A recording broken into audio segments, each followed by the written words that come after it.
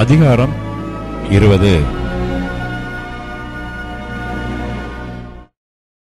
வாரத்தின் முதல் நாள் காலையில் அதிக இருட்டோடே மகதலேனா மரியாள் கல்லறையினிடத்திற்கு வந்து கல்லறையை அடைத்திருந்த கல் எடுத்து போட்டிருக்க கண்டாள்.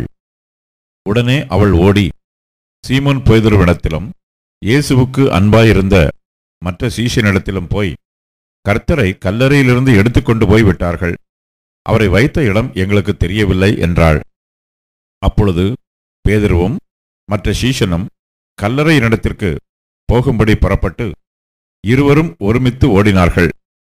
பேதுருவை பார்க்கிலும் மற்ற சீஷன் துரிதமாய் ஓடி முந்தி கல்லறையினிடத்தில் வந்து அதற்குள்ளே குனிந்து பார்த்து சீலைகள் கிடக்கிறதை கண்டான். ஆனாலும் அவன் உள்ளே போகவில்லை. சீமோன் பேதுரு அவனுக்கு பின்னே வந்து கல்லறைக்குள்ளே பிரவேசித்து சீலைகள் கிடக்கிறதையும் அவருடைய தலையில் சுற்றியிருந்த சீலை மற்ற சீலைகளுடனே வைத்திராமல் தனியே ஒரு இடத்திலே சுருட்டி வைத்திருக்கிறதையும் கண்டான். முந்தி கல்லறையினிடத்திற்கு வந்த மற்ற சீஷனும் அப்பொழுது உள்ளே பிரவேசித்து கண்டு விசுவாசித்தான். அவர் மரித்தோரிலிருந்து எழுந்திருக்க வேண்டும் என்கிற வேத வாக்கியத்தை அவர்கள் இன்னும் அறியாதிருந்தார்கள். பின்பு அந்த சீஷர்கள் தங்களுடைய இடத்திற்கு திரும்பி போனார்கள்.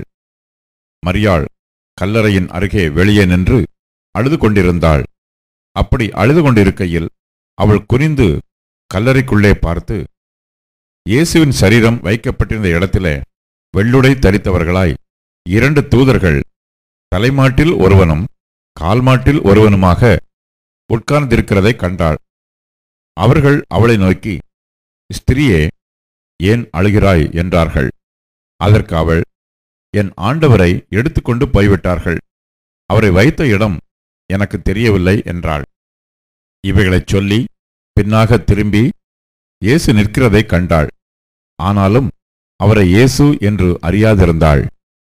இயேசு அவளை பார்த்து, ஸ்திரியே, ஏன் அழுகிறாய்? யாரை தேடுகிறாய் என்றார்.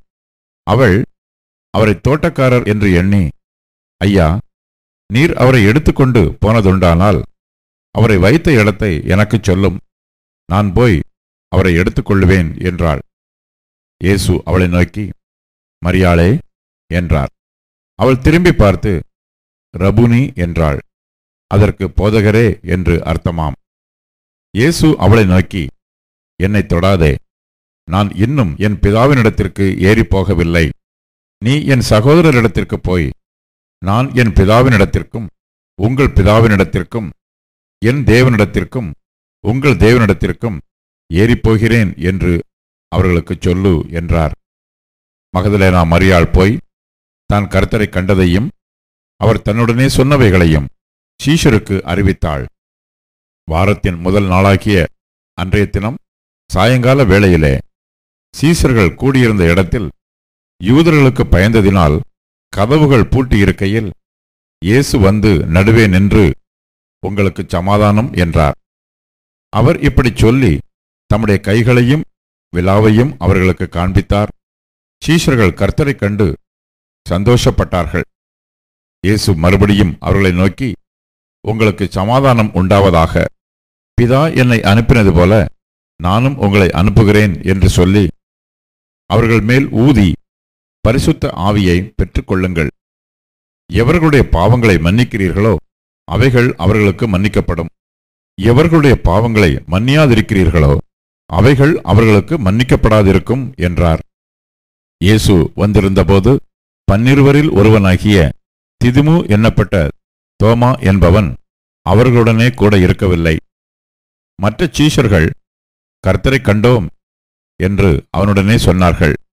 அதற்கு அவன், அவருடைய கைகளில் ஆணிகளினால் உண்டான காயத்தை நான் கண்டு அந்த காயத்திலே என் விரலை இட்டு என் கையை அவருடைய விலாவிலே போட்டால் ஒழிய விசுவாசிக்க மாட்டேன் என்றான். மறுபடியும் 8 நாளைக்கு பின்பு அவருடைய சீஷர்கள் வீட்டுக்குள்ளே இருந்தார்கள். தோமாவும் அவர்களுடனே கூட இருந்தான். கதவுகள் பூட்டப்பட்டிருந்தது. அப்பொழுது இயேசு வந்து நடுவே நின்று, உங்களுக்கு சமாதானம் என்றார். பின்பு அவர் தோமாவை நோக்கி, நீ உன் விரலை இங்கே நீட்டி என் கைகளைப் பார், உன் கையை நீட்டி என் விலாவிலே போடு, அவிசுவாசியாயிராமல் விசுவாசியாயிரு என்றார். தோமா அவருக்கு பிரதியுத்தரமாக, என் ஆண்டவரே, என் தேவனே என்றான். அதற்கு இயேசு, தோமாவே, நீ என்னை கண்டதினாலே விசுவாசித்தாய், காணாதிருந்தும் விசுவாசிக்கிறவர்கள் பாக்கியவான்கள் என்றார். இந்த புஸ்தகத்தில் எழுதியிராத வேறு அநேக அற்புதங்களையும் இயேசு தமது சீஷருக்கு முன்பாகச் செய்தார். இயேசு தேவனுடைய குமாரனாகிய கிறிஸ்து என்று நீங்கள் விசுவாசிக்கும்படியாகவும், விசுவாசித்து அவருடைய நாமத்தினாலே நித்திய ஜீவனை அடையும்படியாகவும் இவைகள் எழுதப்பட்டிருக்கிறது.